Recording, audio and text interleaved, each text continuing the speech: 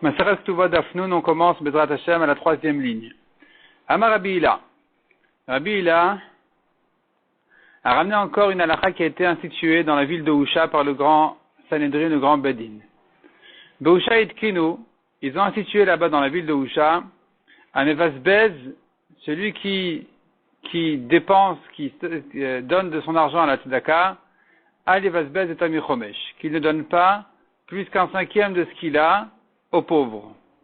Tanya Namiachi, on a aussi une braïta comme ça, Alevasbez et Tamir Chomesh, celui qui gaspille son argent pour la Tzedaka, c'est pas du gaspillage, mais celui qui dépense, qui distribue son argent aux pauvres, qu'il n'en donne pas plus qu'un cinquième, Shema Yitzarech la briote, de peur qu'un jour, il s'appauvrisse et qu'il ait besoin des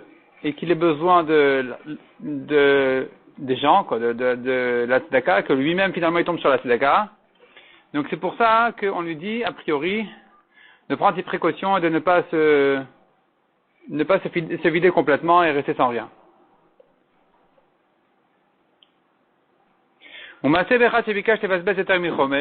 C'est l'histoire aussi de quelqu'un qui pensait donner plus qu'un cinquième, et son ami ne l'a pas laissé, ou Manu Rabbi Eshvav. C'est Rabbi Eshvav qui n'a pas laissé son ami distribuer à la tzedaka plus qu'un cinquième.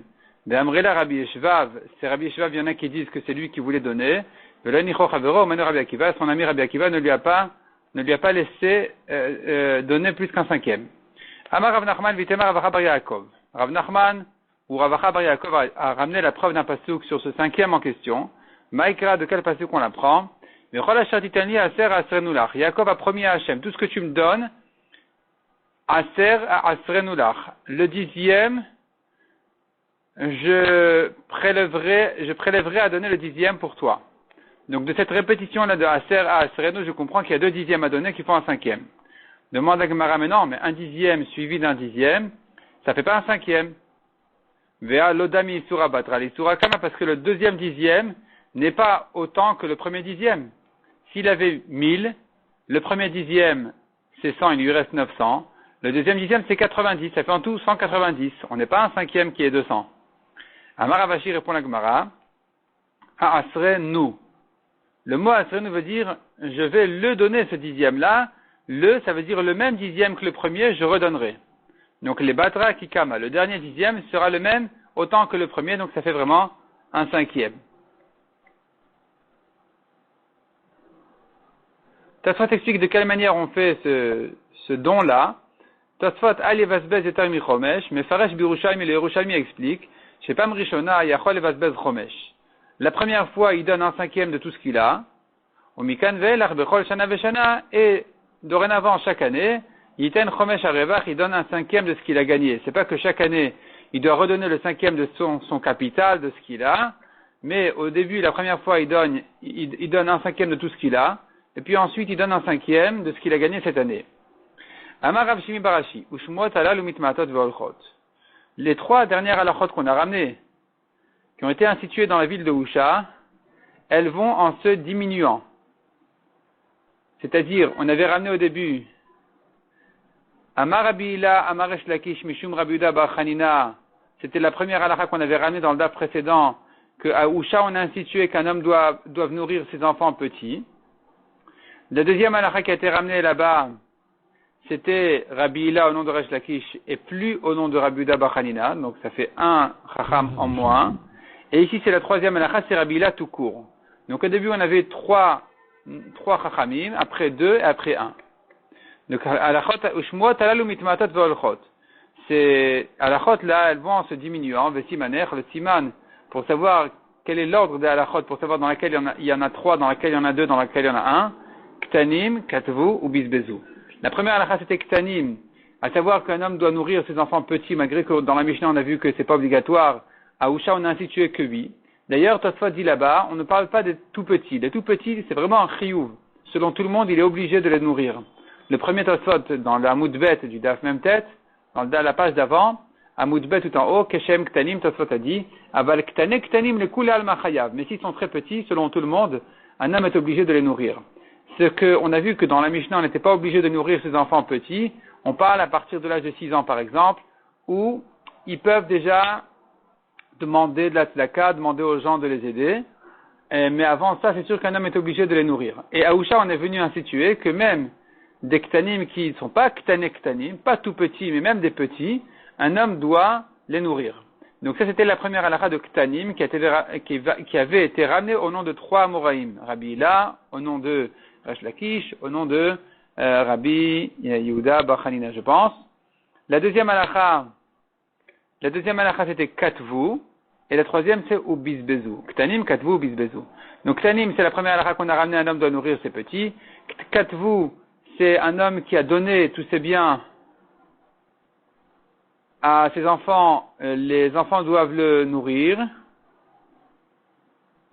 Et la troisième halakha, c'est bizbezu, c'est ce qu'on vient de voir ici. Un homme ne donne pas plus qu'un cinquième à la tzedaka.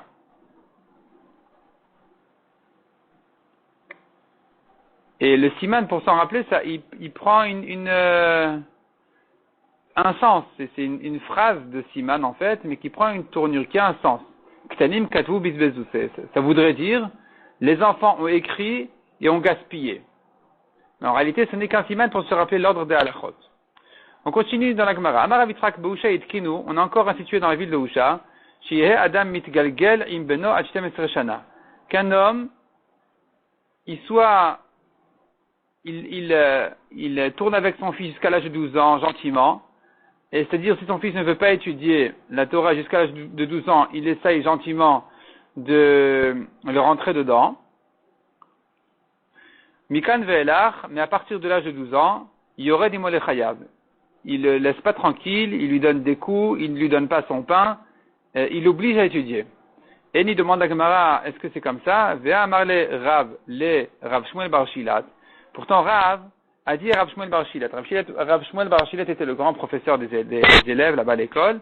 C'est un grand Melamed Tinokot, comme dit Rashi. Et Rav lui a dit à partir de quel âge il doit recevoir les enfants. Il a dit comme ça, Batir mi barshit, lotakbil. Avant l'âge de 6 ans, ne reçoit pas encore. C'est encore un enfant de Gan. C'est pas un enfant de classe. C'est pas encore un enfant qui peut étudier. Donc tu le reçois pas encore. Barshit, à partir de l'âge de 6 ans, Kabil, reçois-le, Vesafile Ketura, et gave-le comme un taureau. Donc on voit ici qu'il faut vraiment le gaver, donc c'est un peu de force. Répond la Gemaraïn, Safile Ketura, oui c'est vrai, il faut le gaver, lui rentrer beaucoup de Torah.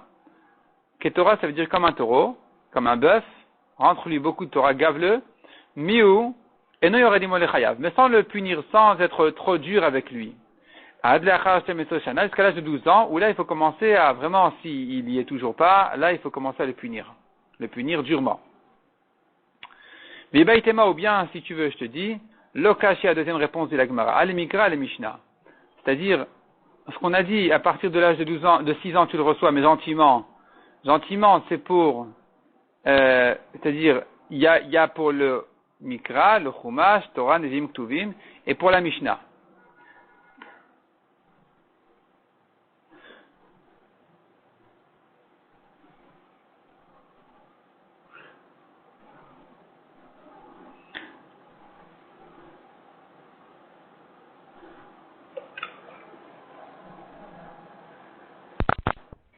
Donc à l'âge de 6 ans, Barshit, les Mikra, il commence le Chumash, et à partir de l'âge de 10 ans, il commence la Mishnah gentiment, et à 12 ans, il commence vraiment à aller durement avec lui. Voyons Tosfot ici. Barshit les Mikra. Hainu Barshit V'Yamechad. À partir de l'âge de 6 ans, complet. Ça veut dire 6 ans et un jour, en fait. Il est rentré dans sa 7e année. Ce qu'on appelle aujourd'hui l'anniversaire de l'âge de 6 ans. Doumia de Baressa les Mishnah, de même que 10 ans pour la Mishnah, d'Ave Baressa V'Yamechad, il s'agit d'un enfant qui a 10 ans et un jour, ça veut dire il a 10 ans complet. Kiaou de Masechet Avot, comme ce que la Mishnah dans Avot parle là-bas des années entières, de Atam Ave Baressa V'Yamechad. Là-bas, quand on dit 10 ans pour la Mishnah, c'est 10 ans et un jour, ça veut dire vraiment 10 ans complet. Doumia de Ben Yud Gimel la mitzvot, la preuve c'est que la Mishnah là-bas en disant à 13 ans c'est pour les mitzvot, on sait bien qu'il s'agit de l'âge de 13 ans complet, c'est-à-dire quand il a terminé ses 13 ans. Ve'ash tahai barshit la mikra, Tosfot maintenant explique que, selon la Gemara ici, il se trouve que quand on a dit 6 ans pour le Chumash, là, ve'doumia débarrer sur la Mishnah. Ça prend pas le même sens que 10 ans pour la Mishnah. Débarshit la mikra nous les misfele kitora. parce que quand on a parlé de 6 ans pour le chumash, c'est vraiment le gavé. Le gavé, un peu même de force. Ou baressa la Mishnah, le misfele. Alors que 10 ans pour la Mishnah, c'est pas le gavé de force, et là, les galgel à du betchana, mais allez essayer gentiment et doucement avec lui jusqu'à l'âge de 12 ans. Donc finalement, nous avons ici deux réponses dans la Gemara. Première réponse qui dit gentiment de 5 à 12, pardon. On avait dit 6 ans, je reprends. Première réponse était de dire que à 6 ans gentiment, à 12 ans durement. Deuxième réponse est de dire à 6 ans le chumash, à 10 ans on commence la Mishnah gentiment, à 12 ans durement. D'Amar Abaye, Amrali M. Abaye a dit, ma nourrice m'a dit, Abaye était orphelin, donc il a grandi chez sa nourrice, qui lui a dit, Barshit le Mikra. À 6 ans, on commence le Chumash. Baressa le Mishnah. À 10 ans, il faut commencer la Mishnah. Bartlesa le Tanita. À partir de 13 ans, il faut commencer à jeûner, mais et les et, 24 heures. Les jeûnes de 24 heures commencent à partir de l'âge de 13 ans. Ou Betinok et Bartressar, et pour une fille à partir de l'âge de 12 ans. Amar Abaye Amrali M. Abaye a dit encore, ma nourrice m'a dit, Haï Barshit de Tarkale Akreva. Un garçon de 6 ans, un enfant de 6 ans, qui a été piqué, mordu par un serpent, Beyoma de Mishlam Shit, au jour où il a terminé ses 6 ans, l'ochaye, il ne peut pas vivre. Il faut vraiment trouver le médicament parce que sinon, il ne peut pas vivre de ça. Mayou Asute, comment le guérir? Merarta Dedaya. Merarta, c'est la rate. Dedaya, c'est un oiseau qui s'appelle Daya. Et Chivarta, donc Daya Chivarta, c'est cet oiseau blanc. Beshichra, avec de l'alcool, de la bière. Nishfeye, venishkeye. S'en servir et comme pommade à l'endroit où il a été mordu, et lui donner à boire. Ça, c'est son médicament. Haïbar Shata, un enfant d'1 an, de Tarikle Zibora, qui a été piqué par une guêpe. Beyoma de Mishlam Shata, le jour où il a terminé sa première année, l'Ochaye, il ne peut pas vivre. Maya Sute, quel est donc son médicament? Atsuta de Dikla Bemaya. Atsuta de Dikla Bemaya, c'est ce qui pousse autour du palmier. Ce qui pousse autour du palmier, c'est qui se colle sur le palmier tout autour, à mélanger dans de l'eau, nishfeye venishkeye à nouveau, on s'en sert comme pommade à mettre sur l'endroit où il a été piqué, puis lui donner à boire de ce remède-là.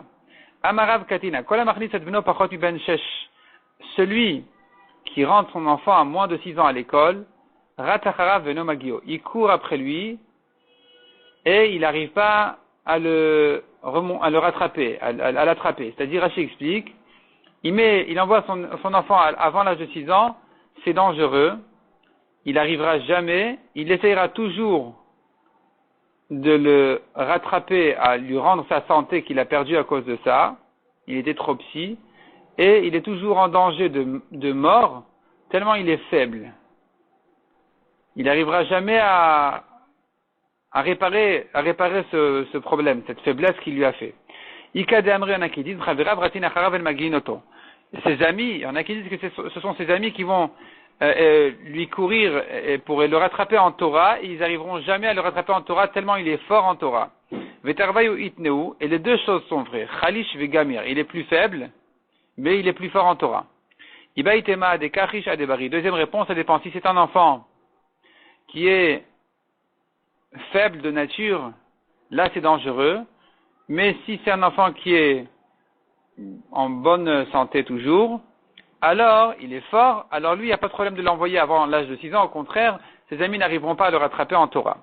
Amar Rabbi Yossi Bachanina, Beusha Itkinu, on a institué encore dans la ville de Usha, Aisha Shemacha Benirse Melok Bechaye Baala, Umeta, une femme qui a vendu ses biens du vivant de son mari.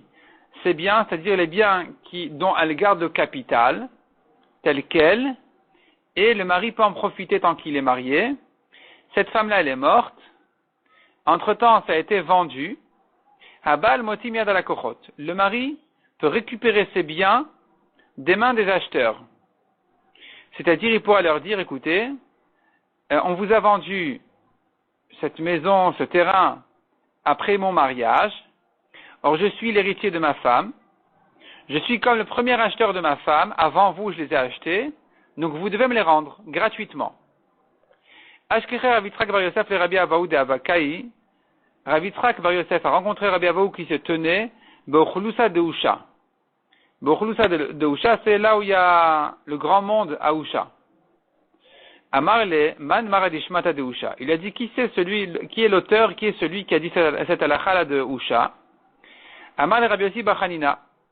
Et cette halakha elle va comme Rabbi Yossi bar Hanina. Tanamina Arbein Zimnin. Il lui a appris, il a fait répéter 40 fois que c'est bien Rabbi Yossi bar Hanina celui qui a dit cette halakha.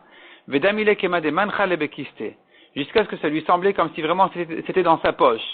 Tellement il avait révisé. C'est Rabbi Yossi bar Hanina qui a dit que c'est Rabbi Yossi bar Hanina qui a dit que 40 fois, et 40 fois il se répétait et révisait jusqu'à ce que cet enseignement lui semblait comme s'il était dans sa poche. Du temps des Chachamim de la Gemara, où on n'imprimait pas encore, on n'écrivait même pas encore la Gemara, il révisait beaucoup ce qu'ils apprenaient, ce qu'ils entendaient, pour ne pas que ça se perde. Même aujourd'hui, il faut le faire. Mais à l'époque, ils avaient l'habitude jusqu'à 40 fois, 100 fois, 101 fois. La Gemara ramène encore un passage qui dit Ashrei Shomrei Mishpat, heureux celui qui garde Mishpat, c'est la justice, Oset Tzedaka Bechol Et, qui fait la charité tout le temps. Est-ce qu'un homme peut donner de la charité tout le temps? Il y a une limite à combien un homme peut donner. On a bien dit un cinquième, comment il peut faire une chose pareille? Nos maîtres de Yavne, quand ils étaient dans la ville de Yavne, les Chachamim, ils ont expliqué ce pasuk, Vamri la Rabbi Elazar, ou bien c'est Rabbi Elazar qui l'expliquait, ça fait allusion à celui qui nourrit ses enfants petits. Il est en train tout le temps de donner de la charité, tout le temps où il s'occupe de ses enfants petits alors qu'il n'en est pas obligé à partir d'un certain âge, il continue à s'occuper d'eux, c'est considéré comme de la tzedaka.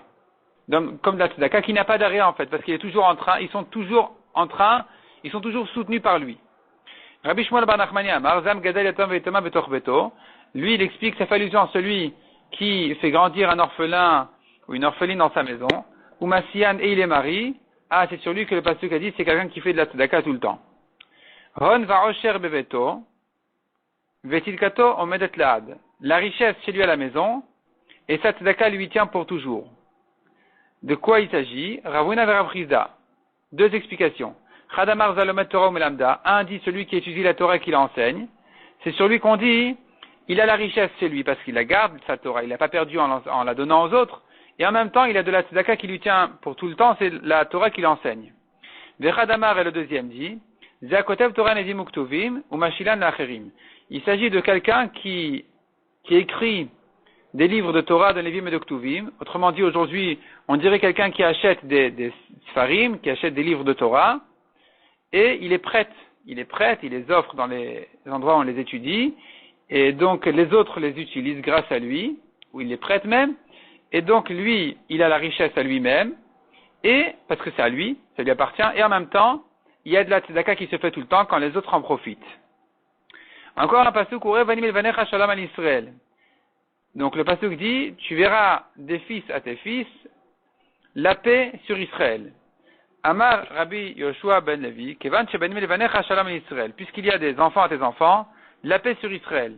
Delo atel ide chalitza v'yiboum, parce qu'à partir de ce moment-là, tu sais, qu'ils ne vont pas en arriver à des problèmes de chalitza et de hiboum, puisque ton fils a des enfants, donc il n'y aura pas de problèmes de chalitza et de hiboum à résoudre. Rabbi Shmuel bar Nachmani Amar, deuxième explication du pasuk, Kevan shebanim levanecha, une fois qu'il y a des enfants à tes enfants, shalom al dayane Israël, la paix sur les juges d'Israël, de le hatil et intsouye, car ils ne vont pas en arriver à des disputes. C'est-à-dire, quelqu'un qui n'a pas d'héritier, qui n'a pas d'enfant, il y a toujours des disputes. Qui est plus proche? Qui est l'héritier? Est-ce que c'est le deuxième petit cousin ou le troisième arrière petit oncle? Et on ne sait pas, finalement, il faut à chaque fois vérifier qui est proche, qui n'est pas proche, qui est pour de vrai, qui est pour de faux, qui est du côté du père, qui est du côté de la mère. C'est difficile, il y a toujours des grands disputes dans ces héritages. Et là, quand il y a des enfants à tes enfants, la paix sur les juges d'Israël, parce qu'on ne va pas en arriver à ce genre de dispute.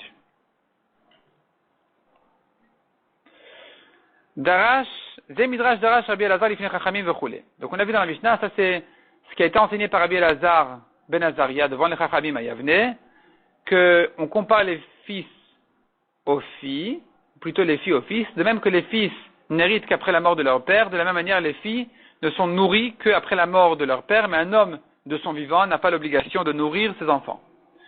Yativ Rav Yosef Kamed Rav Amnuna. Rav Yosef était assis devant Rav Amnuna. Yativ Rav Amnuna avec Amar, et Rav Amnuna était assis et disait, Keshem Shein Abanim Yoroshin Elamina Karka, de même que les garçons n'héritent que des terrains, Kach En Abanot Nizonot Elamina Karka. De même les filles ne sont nourries que sur les terrains. C'est-à-dire après la mort d'un homme, les filles qui sont nourries selon les obligations de l'Aktuva, donc de l'héritage de cet homme-là, eh bien, elles ne sont nourries que de terrain. Avash alekule alma, tout le monde s'est mis à crier sur lui. Déjà vikara ou deyar telebne, est-ce que c'est celui qui a laissé des terrains, qui est celui dont les enfants vont l'hériter? De lo shavik ara lo yar telebne, celui qui n'a pas laissé de terrain, ses enfants ne vont pas l'hériter. Celui qui a laissé qu'un compte en banque, il n'y a qu'un, est-ce que les enfants ne vont pas l'hériter? Amar le Rav Yosef lui a dit, Vedil maktuvat v'lin dichin ke amarmar. Peut-être que mon maître voulait dire par là, la ktuvat v'lin dichin, la ktuva qui passe au garçon. La ktuva, c'est-à-dire ce que la femme a amené au mariage, ces garçons à elle vont l'hériter. C'est ce qu'on appelle ktuvat v'lin dichin, qu'un homme s'engage à sa femme, que après sa mort, les enfants de la femme vont récupérer ce qu'elle a amené à l'occasion de son mariage, plutôt que ses enfants à lui. Et ça ne concerne que des terrains. À Marle, il a dit, Mar de Gavra Rabaou, Yada Maïke Amina. Monsieur qui est un grand homme, toi qui es un grand Talmid Chacham, tu as bien compris ce que je voulais dire. Donc de même que l'engagement de l'Aktuva par rapport aux garçons qui héritent quoi? Pas leur père et leur mère, eux n'héritent que des terrains. De la même manière qu'un homme s'engage de nourrir ses filles sur son héritage après sa mort, ça ne concerne que des terrains. Mais s'il n'y a pas de terrain, il n'y a que des biens, il n'y a pas de biens immobiliers, il n'y a que d'autres choses, eh bien les filles ne peuvent pas tirer de là leur parnassa, leur maisonnote. Amar Abchia Bar Yosef, Rav Zan Mechite d'Alia. Rav Abchia Bar Yosef a raconté que Rav avait décidé de nourrir des filles, même du blé qui était à l'étage. Donc des orphelines sont venues devant lui, en demandant les maisonnotes, elles ont réclamé d'être nourries des biens de l'héritage, et il n'y avait pas de terrain là-bas, il n'y avait que du blé, il leur a donné de ce blé. Iba Eléou. On s'est demandé de quoi il s'agit exactement là-bas dans cette histoire. Parnassa Avia, est-ce que c'était une parnassa donc de mariage, pour marier ses filles? Ou Maï Aliyah, et qu'est-ce que ça veut dire Aliyah? Mais il louya des Av, du meilleur des biens du père. Donc des Shmuel d'Amar Shmuel, et comme ce que a dit Shmuel, qui a dit les Parnassa Shamin Be'av, en ce qui concerne la Parnassa de marier les filles après la mort du père, on évalue selon le caractère du père. S'il donnait peu, on leur donne peu. S'il aurait donné beaucoup, on leur donne largement.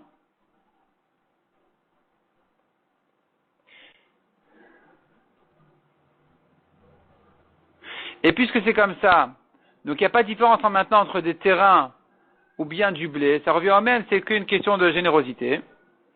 Ou Maï Aliyah, non, Odilma, ou peut-être, Maisonné Mamash Hava. C'était pas une question de mariage, c'était une question de maisonnote, de nourrir les filles. Ou Maï Aliyah, et qu'est-ce que ça veut dire du blé de Aliyah? Midvarim Tovim Shenemru Aliyah. C'est des bonnes takanotes qui ont été instituées à l'étage. De quoi il s'agit? D'Amar Avitrak Bar Yosef. Ba'aliyah itkinu. À l'étage, on a institué une takana. Ça veut dire quand les chachamim étaient assis à l'étage, ils ont fait des takanot spéciales. Chez Yehu Abanot Nizonot Mina Metaltelin. Que les filles peuvent être nourries, même des métaltélines. Pas que des biens immobiliers, de tout, elles peuvent être nourries. Et donc, ici, en fait, la question sur cette histoire de Rav, on a dit Rav a nourri du blé de Aliyah. Qu'est-ce que ça veut dire du blé de Aliyah? Est-ce que ça veut dire du meilleur du blé? Aliyah, c'est le meilleur, c'est comme les malas, le plus haut, le plus fort, le meilleur. et donc on va selon le meilleur du père, combien le père était généreux, combien il aurait donné, puisque ça dépend de sa générosité pour marier ses filles. Alors il n'y a plus maintenant à distinguer entre terrain et blé, ça revient en même. Et donc il s'agit en fait de mariage, ou bien non, il ne s'agit même pas de mariage, il s'agit vraiment de les nourrir. Et puisqu'il s'agit de les nourrir, alors il faudrait expliquer ici que le blé, ça veut dire le blé de Aliyah, ça voudrait dire il les a nourris même du blé, selon la takana qui a été instituée dans la Aliyah à l'étage. Tashma, la Gemara vient répondre à cette question en ramenant une preuve. Biadé de Rabbi Yanaï Achua de Rabbi Chia Baraba, entre les mains de Rabbi Payanaï, Rabbi Banaï, le frère de Rabbi Chia Baraba, Avu Metal Telim Diatme. Il y avait chez lui des biens d'orphelins. À tous les camés de Shmuel. On est venu chez Shmuel pour demander est-ce qu'il faut nourrir donc les filles ou pas. Amal Ezil Zun. Il lui a dit va nourrir les filles. Donc malgré que ce n'étaient pas des biens immobiliers, c'était des biens mobiliers qui étaient en gage chez lui, qui étaient confiés chez lui, il devait les nourrir. Maïlav Limzone, n'est-ce pas qu'il s'agit maintenant de les nourrir, ou que des Rabbi Yitzhak Bar Yosef s'y et que donc il pense comme Rabbi Yitzhak Bar Yosef, selon la Takanat Aliyah, de nourrir les filles même des biens de tout ce qu'il y a, pas que des terrains, l'eau. Non. Hatam le Parnassa Avaï, là-bas il ne s'agissait pas de maisonnotes, il s'agissait de mariage. La Parnassa, c'est les besoins du mariage. Et donc, là-bas, effectivement, il fallait donner même de tout ce qu'il y a, même de l'argent qui était confié chez lui. Ou Shmuel est Amed Amar Shmuel. Shmuel, il suit son avis qui a dit, les Parnassa Shamin Be'av, en ce qui concerne le mariage des filles, on évalue, on essaye de rentrer dans la tête du père, combien il était généreux, combien il aurait donné, qu'est-ce qu'il aurait donné. Et là, il n'y a plus de différence entre terrain ou pas terrain, tout est pareil. Et donc, il faut les marier même avec des biens qui ont été confiés chez quelqu'un d'autre, et ça revient en même. Avaouda Ben Ardea, il y a eu une histoire comme ça, Nardea, qui s'est présentée devant les Dayanim. Vedun Daine de Nardea, et on jugeait les juges de Nardea de nourrir des métaltélines, même des biens mobiliers. Bepum Bedita, cette histoire, ce problème-là s'est présenté aussi dans la ville de Pumbedita. Ve'akve Rav Barbizna. Et Rav Barbizna, à nouveau, a donné même des métaltélines, même des biens mobiliers aux filles, pour les nourrir. Amar le Rav Nachman, Zilu Adru. Rav Nachman, en entendant ça, il leur a dit, rendez. C'est-à-dire, les filles qui ont pris des biens autres que des terrains doivent rendre tout ce qu'elles ont reçu. Ve'ilo, il faut tout rendre aux garçons. Ve'ilo, et sinon, Magvin alechu, l'apdana echu minaichu. Je vais vous faire payer vos châteaux, vous devrez vous-même les rendre. Les rendre aux garçons héritiers, puisque les filles n'avaient pas le droit de prendre ça. Donc, il leur a dit apparemment aux juges, en fait, il a accusé les juges d'avoir donné aux filles ce qu'elles ne méritaient pas. Il leur a dit de rembourser donc aux orphelins. Et sinon, si vous n'écoutez pas, je vais vous sortir vos maisons de chez vous pour les donner, pour les rendre en fait aux orphelins.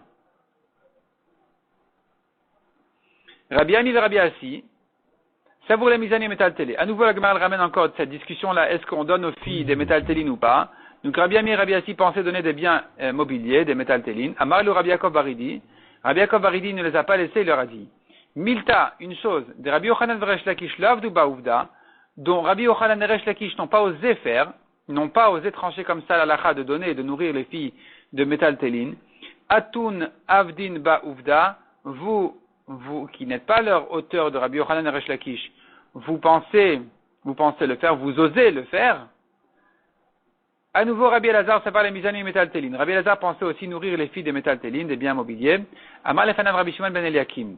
Il lui a dit Rabbi Shimon ben Eliakim à Rabbi Elazar. Rabbi Yodani Becha, She'en midat adin ataose. Je sais, mon maître, que tu n'es pas en train maintenant de juger selon la justice dure.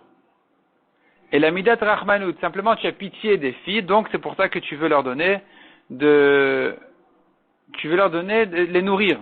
Les nourrir alors qu'elles ne méritent pas, parce qu'il n'y a pas de terrain.